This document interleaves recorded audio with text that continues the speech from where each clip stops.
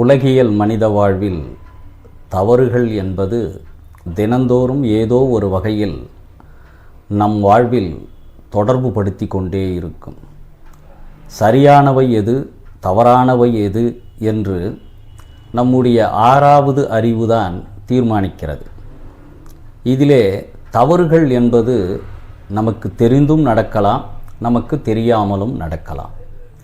ஆக தவறுகளில் இரண்டு வகை உண்டு. ஒன்று, நமக்கு தெரிந்தே நடக்கக்கூடிய தவறுகள் ஒரு வகை. இன்னொன்று, நமக்கு தெரியாமல் நாம் அறியாமல் நடக்கக்கூடிய தவறுகள் என்பது இன்னொரு வகை. இதிலே நமக்கு தெரிந்து நடக்கக்கூடிய தவறுகளுக்கெல்லாம் நாம் தான் பொறுப்பு. நமக்கு தெரியாமல் நடக்கக்கூடிய தவறுகளுக்கெல்லாம் நாம் எப்பொழுதும் பொறுப்பேற்று கொள்ள முடியாது. நாம் செய்யக்கூடிய தவறுகள் என்பது வேறு யாருக்கும் தெரியாது, எவராலும் உணர்ந்து கொள்ள முடியாது என்று சில தவறுகளை நாம் செய்துவிட்டு அதை மறைப்பதற்குரிய முயற்சியில் ஈடுபடுகிறோம். இந்த தவறுகள் என்பது யாரும் பார்க்கவில்லையே, யாருக்கும் தெரியாதே என்ற ஒரு கண்ணோட்டத்தில் நாம் வாழ்ந்து கொண்டிருப்போம். நம்மை சுற்றி எந்த மனிதர்களும் இல்லையே என்ற ஒரு தைரியத்தில் பலவிதமான தவறுகளை நாம் துணிந்து செய்கின்றோம். நம்மை கண்காணிப்பதற்கு யாரும் இல்லை என்று எண்ணுகிறோம். ஆனால் நம்மை சுற்றி ஐம்பெரும் பூதங்கள் கண்காணித்து கொண்டிருக்கின்றன. நீர், நிலம், நெருப்பு, காற்று, ஆகாயம். இந்த ஐந்திற்கும் தெரியாமல் ஒரு மனிதன் நல்லவற்றையும் செய்ய முடியாது, தீயவற்றையும் செய்ய முடியாது. நல்லவை தீயவை எதுவாக இருப்பினும் இந்த ஐம்பெரும் பூதங்களினுடைய கண்காணிப்பில்தான் நடந்து கொண்டிருக்கின்றன. நாம் செய்யக்கூடிய தவறுகளில் தெரிந்தே செய்யக்கூடிய தவறுகளுக்கு கண்டிப்பாக தண்டனைகள் உண்டு. நம் வாழ்வில் அனுபவித்தே தீர வேண்டும். நாம் அறியாமல் செய்யக்கூடிய தவறுகளுக்கு இயற்கையிடமிருந்து கூட, இறைவன் இடமிருந்து கூட நமக்கு மன்னிப்பு கிடைக்கலாம். ஆனால் தெரிந்தே செய்யக்கூடிய தவறுகளுக்கு ஒருபோதும் நமக்கு மன்னிப்பு என்பது கிடையாது. உதாரணமாக, ஒரு மனிதன் ஒரு கிணற்றிலே தவறி விழுந்து விடுகிறான். அவனுக்கு நீச்சல் தெரியாது. இருப்பினும் தண்ணீரானது உடனடியாக அவனை மூழ்கடித்து கொள்ளுவது கிடையாது. அவனுக்கு ஒரு 3 முறை வாய்ப்பு கொடுக்கிறது. அவனை மேலெழுப்பி மேலே அழுத்தி கொண்டு வந்து 3 முறை அந்த மனிதனுக்கு தண்ணீர் கூட ஒரு வாய்ப்பு தருகிறது, பிழைத்துப்போ என்று. அந்த 3 முறையும் அவன் நீச்சல் அடித்து தன்னை காப்பாற்றி கொள்ளலாம். அப்படி 3 முறையும் தன்னை காப்பாற்றி கொள்ள முடியாவிட்டால் அவன் அந்த நீரிலே மூழ்கி உயிரை மாய்த்து கொள்ள வேண்டியதுதான். ஆக இது ஒரு சிறு உதாரணம்தான். இந்த நீரிலே மூழ்கியவனுக்கு 3 முறை வாய்ப்பு கிடைத்து அந்த வாய்ப்பினை அவன் பயன்படுத்தி கொள்ள தவறிவிட்டால் மரணத்தை தவிர வேறு வழி கிடையாது. ஆக இயற்கையும் சில நேரங்களில் அறியாமல் செய்கின்ற தவறுகளுக்கு வாய்ப்புகள் கொடுக்கின்றது.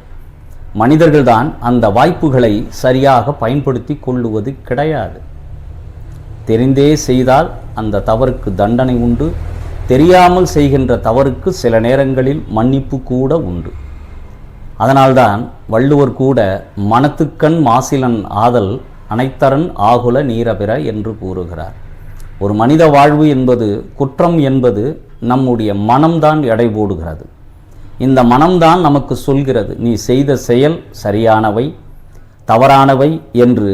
தீர்ப்பு நமக்கு உயர் நீதிமன்றங்களோ கீழமை நீதிமன்றங்களோ உச்ச நீதிமன்றங்களோ கொடுக்கின்ற தீர்ப்புகள் என்பது அது சட்டத்தின் பார்வையிலே இருக்கக்கூடிய தீர்ப்புகள். ஆனால் மனதின் பார்வையிலே இருக்கக்கூடிய சில தீர்ப்புகள் உள்ளன. அந்த தீர்ப்புகள் என்பது அந்தந்த மனிதனுக்கு மாத்திரம்தான் தெரியும். தன்னுடைய செல்வாக்கினால் எல்லா விதமான தவறுகளையும் செய்துவிட்டு தப்பித்து கொள்ளலாம் என்று சில மனிதர்கள் சில தவறான கணக்கீடுகளை செய்து கொண்டு வாழலாம். ஆனால் இயற்கையும் இறைவனும் ஒருபோதும் உன்னை விட்டு வைக்க மாட்டார்கள். அதற்கு முன்பாகவே உன் மனம் என்பது ஒரு சாட்சியாக நின்று கொண்டிருக்கிறது. நீ செய்கின்ற செயல்கள் அத்தனைக்கும் யார் சாட்சி என்றால் மனம்தான் சாட்சி. அதனால்தான் அதை நாம் மனசாட்சி என்று சொல்கிறோம். இந்த மனசாட்சி தான் ஒரு மனிதனை நிம்மதியாக வைத்திருப்பதற்கும் அவனுடைய நிம்மதியை குலைப்பதற்கும் காரணமாக இருப்பது மனம். அந்த மனம் என்பது ஒரு உறுப்பு அல்ல, அது ஒரு சூக்குமமாக நம் உடலிலே இருப்பது. அதுதான் இந்த மனிதனை இயக்கிக் கொண்டிருக்கிறது. எந்த செயலை செய்ய வேண்டும், எந்த செயலை செய்யக்கூடாது என்று சில நேரங்களில் மனத்திற்கும் மூளைக்கும் போராட்டம் நடக்கும். சில நேரங்களில் மூளை வெற்றி பெறும், சில நேரங்களில் மனம் வெற்றி பெறும். மனம் என்பது கருணையின் அடிப்படையில், மூளை என்பது அறிவின் அடிப்படையில். எப்பொழுதும் அறிவின் அடிப்படையில் இயங்கக்கூடியவை சில நேரங்களில் தோல்வி உறலாம். ஆனால் மனதில் இருக்கக்கூடிய கருணையின் அடிப்படையில் இயங்கக்கூடிய அந்த சூக்கும உறுப்பு எப்பொழுதும் ஒருபோதும் தோல்வியுறாது, வெற்றியின் பாதையில்தான் செல்லும். ஒரு சிறிய கதையோடு இன்று ஒரு தகவலை நான் உங்களுக்கு பகிர விரும்புகிறேன். ஒரு கப்பல் கடலிலே பயணம் செய்து கொண்டிருக்கிறது. அந்த கப்பலிலே பல்வேறு பயணிகள் பல்வேறு நோக்கங்களுக்காக பல்வேறு நாடுகளை செல்வதற்காக பயணித்து கொண்டிருக்கிறார்கள். அந்த கப்பலிலே ஒரு மிகப்பெரிய செல்வந்தர் வியாபாரி தன்னுடைய வியாபாரத்தின் பொருட்டு, வணிகத்தின் பொருட்டு அவர் அந்த கப்பலிலே பயணம் செய்து கொண்டிருக்கிறார். கப்பல் நடுக்கடலை நோக்கி சென்று கொண்டிருக்கிறது. அந்த நேரத்தில் திடீரென்று கடலிலே மிகப்பெரிய புயலும் சூறாவளியும் சுழன்று அடிக்கிறது. நீண்ட நேரம் சுற்றி சுற்றி அந்த கப்பலை தாக்க ஆரம்பித்து விடுகிறது அந்த காற்றும் தண்ணீரும். அப்பொழுது மாலுமி தன்னுடைய அறிவின் பொருட்டு எப்படியெல்லாம் அந்த கப்பலை காப்பாற்ற வேண்டும் என்பதற்கான பல்வேறு மூளையின் மூலமாக பணிகளை செய்து கொண்டிருக்கிறார். ஆனால் இயற்கைக்கு முன்னால் அவன் அறிவுத்திறன் எடுபடவில்லை. அப்பொழுது அவன் எப்படியாவது இந்த கப்பலில் இருக்கக்கூடிய அத்தனை பயணிகளையும் காப்பாற்றிவிட வேண்டும் என்ற நோக்கத்தோடு அந்த கப்பலை செலுத்தி கொண்டிருக்கிறான். ஆனால் 8 திசை நோக்கி போர் தொடுப்பது போல தண்ணீரும் காற்றும் அந்த கப்பலை கவிழ்ப்பதற்கான அத்தனை பணிகளையும் செய்து கொண்டிருக்கிறது. அப்பொழுது தன்னால் இயலாத ஒரு சூழ்நிலையில் அந்த மாலுமி ஒலிபெருக்கியின் மூலமாக அந்த கப்பலில் உள்ள பயணிகளுக்கு ஒரு தகவலை தெரிவிக்கிறான். இந்த கப்பலிலே பயணம் செய்து கொண்டிருக்கக்கூடிய அத்தனை பேரும் அவரவர்களுக்கு விருப்பமான தெய்வங்களை பிரார்த்தனை செய்யுங்கள். இந்த கப்பல் மிக மோசமான சூழ்நிலையில் இப்பொழுது இருக்கிறது. புயல் காற்று சுழன்று அடிக்கிறது, தண்ணீரினுடைய வேகம் அதிகரிக்கிறது. அதனால் எந்த நேரத்தில் எப்பொழுது வேண்டுமானாலும் இந்த கப்பல் கவிழக்கூடிய சூழ்நிலையில் இருக்கிறது. அதனால் ஒவ்வொருவரும் தங்களுக்கு பிடித்த தெய்வங்களை பிரார்த்தனை செய்து கொள்ளுங்கள் என்று ஒலிபெருக்கி வாயிலாக அறிவிக்கிறார். கிறிஸ்தவர்களெல்லாம் பரமண்டலோகத்தில் இருக்கும் பரமபிதாவை வேண்டிக் கொண்டிருக்கிறார்கள்.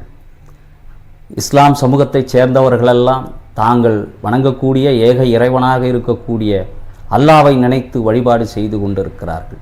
இந்துக்களோ தங்களுக்கு பிடித்த இஷ்டமான தெய்வங்களை எல்லாம் வழிபட்டு கொண்டிருக்கிறார்கள். எங்களை எப்படியாவது நீங்கள் காப்பாற்றுங்கள் என்று அத்தனை கடவுளர்களையும் நோக்கி அங்கு பிரார்த்தனை குரல் ஓங்கி ஒலிக்கிறது.